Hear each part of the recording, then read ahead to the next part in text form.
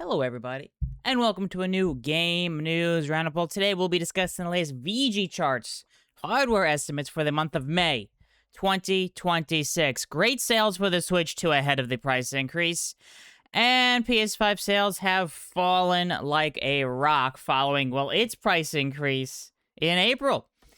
This is the first full month of the price increase for the PS5, as retailers took up to 2 weeks to increase the price in the month of April, even though it was supposed to increase at the very beginning of the month.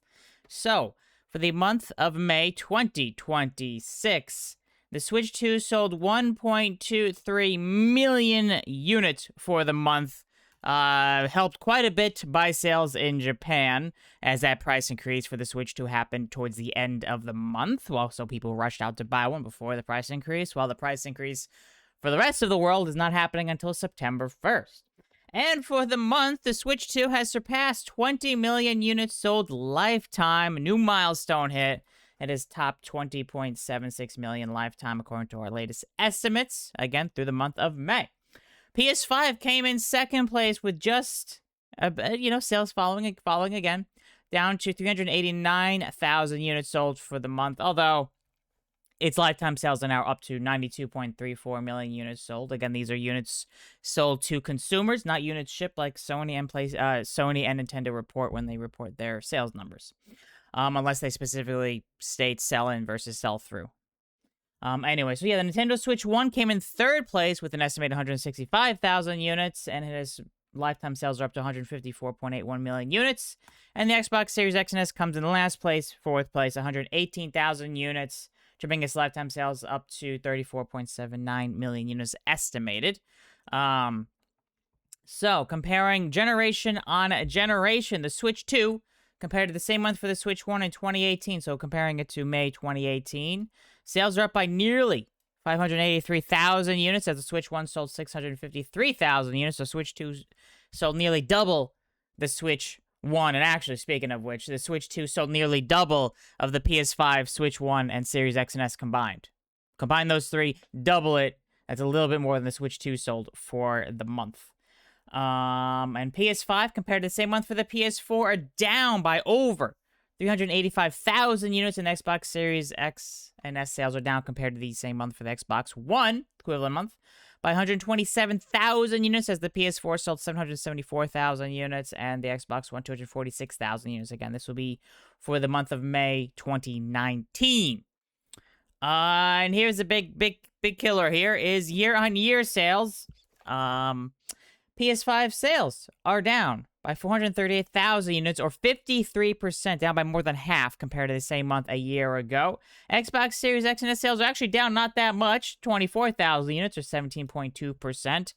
Mind you, why is it not down a ton? It's because May 2025 saw the first, keyword is first, price increase for the Xbox Series console, so sales dropped quite a bit the same month a year ago, which is why we're not seeing a huge drop-off this year. Plus, Xbox Series sales did see a little bit of a boost, thanks to Forza Horizon 6. And Nintendo Switch 1 sales are down by 187,000 units, or about the same amount, percentage-wise, as the PS5, minus 53.1%. Month on month, so sales from April to May, Switch 2 sales are up 374,000 units, mainly thanks to help in Japan, as people rush out to buy a Switch 2 before the price increase towards the end of the month. And PS5 sales dropped nearly 52,000 units compared to April, which April already saw a big drop-off due to the price increase. And Xbox Series X and S sales are actually up by nearly 19,000 units, so from about a little under 100,000 units sold to almost 119,000 units sold. So Xbox sales did increase. What was that, 19 to 20% month over month? Again, helped by Forza, the timed exclusive, you could say, of Forza Horizon 6 console. Timed exclusive as it launched on Xbox Series and PC. But will be coming to PS5, I believe, towards the end of this year. And Nintendo Switch 1 sales from April to May are down by over 34,000 units. And 2026 sales, year to date, Switch 2, unsurprisingly, is number one, with over 5 million units, 5.17 million units sold for the year, through the first 5 months of the year, and PS5 has sold 2.91 million units. Switch 1 topped up 1 million units so far through the first 5 months of the year, and Xbox Series X and S lag behind everyone else with about 610,000 units sold year to date. Now let's go through the breakdown here by the different regions. In the Americas, which is US, Canada, and Latin America combined, Switch 2 easily number 1, 307,000 units sold across the Americas. PS5, 113,000 units. Xbox Series X and S, 80,000 units. And the Switch 145,000 units.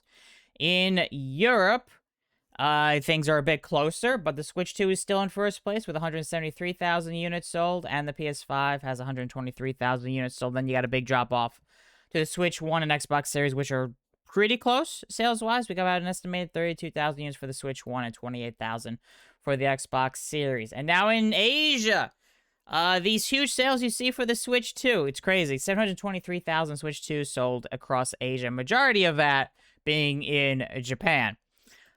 Which, of course, you realize, how much did the Switch 2 sell worldwide? Oh, yeah, 1.2 million versus worldwide versus...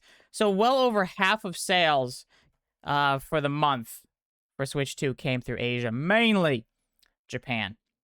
And the PS5 across Asia, an estimated 134,000 units. Switch 1, 81,000 units.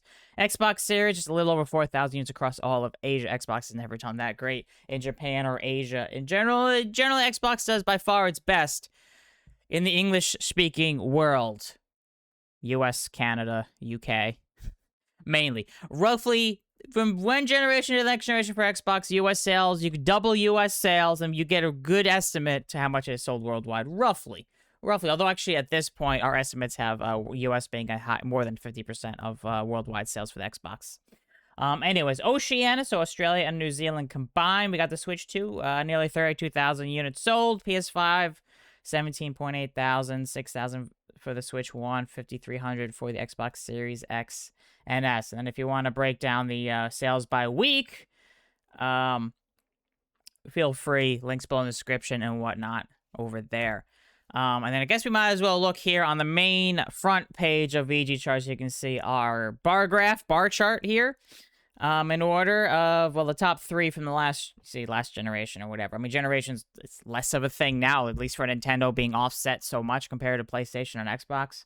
But again, 20.7 million Switch 2s sold. 154.81 million Switch 1 sold. 92.34 million PS5s and 34.8 million Xbox Series X and S's sold. Again, this is lifetime sales through the month of May 2026. And then if you want, again, another breakdown of the weekly sales, you can click here. You can see the last couple months of sales. And give it a second, and then it'll update there. And then same if you want to look at the last 6 months of hardware sales, monthly sales. Again, just click here. You got it. May sales. You got April sales here. March. So if you want to take a good look here, PS5, how much PS5 sales have dropped off since the price increase. We got an estimated 858,000 units sold in March, although... Good thing to remember is our March estimates are 5 weeks of sales. Since there's 52 weeks in a year, there's 4 months with an extra week.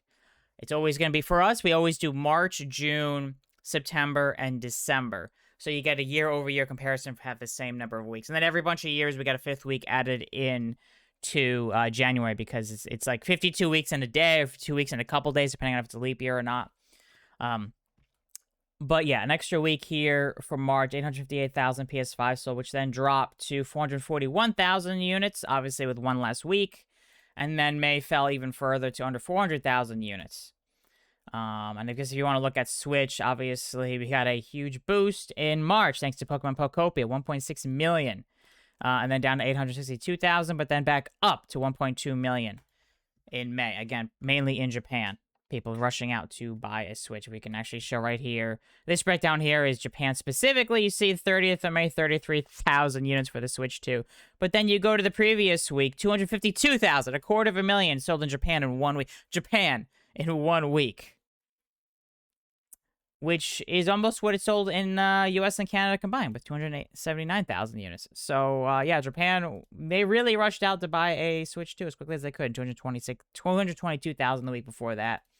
126,000 the week before that. And then 93,000, and then eventually people, oh yeah, we got to rush out and buy it before the price increase. So we'll see how sales go. Again, the price increase for the Switch 2 is not, for the worldwide, does not happen, the rest of the world, excuse me, is not happening until September 1st. And speaking of price increases, as we have mentioned recently, I mean, we're at 118,000 for the Series X and S worldwide, and then 100,000 the month before. 140,000 in March. Obviously, there's an extra week in March and whatnot there. People curious, right? Because the price increase is going up on, I believe it's August 1st for the Xbox Series X and S. So I wouldn't be surprised. I mean, it was announced towards the end of this month, June. So maybe the last week of June, we might see a little bit of a boost for Xbox Series sales. And maybe July will be okay. We'll see a boost because people trying to buy it before the next price increase. If you don't know, the price of the Xbox Series X and S is going up by $100 or $150. It's a 500 gigabyte model, it's going up by $100. If it's a 1 terabyte model, it's going up by $150.